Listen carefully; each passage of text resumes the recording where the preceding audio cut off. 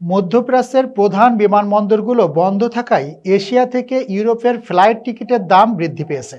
বিশেষ করে তেলবাহী ও গুরুত্বপূর্ণ আন্তর্জাতিক রুটগুলোতে ভাড়া স্বাভাবিক সময়ের তুলনায় 3 গুণ বৃদ্ধি পেয়েছে।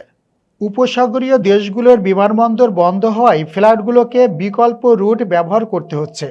এর ফলে যাত্রীদের ভাড়া 2030% বা তার বেশি পর্যন্ত বেড়ে গেছে। বিশ্লেষকরা বলছেন, এই পরিস্থিতি চলতে থাকলে আন্তর্জাতিক বিমান সংস্থাগুলোকে দীর্ঘমেয়াদে টিকিট মূল্য পুনর্মূল্যায়ন করতে হতে পারে। এছাড়া যাত্রীরা বিভিন্ন দেশে পৌঁছানোর সময়ও বিলম্বের মুখোমুখি হচ্ছেন।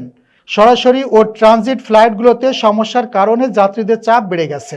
উপসাগরীয় বিমানবন্দর বন্ধ ও মধ্যপ্রাচ্যের উত্তেজনার কারণে এশিয়া ইউরোপ রুটে ভাড়া বৃদ্ধি, যাত্রীদের মধ্যে অসন্তোষ বৃদ্ধি।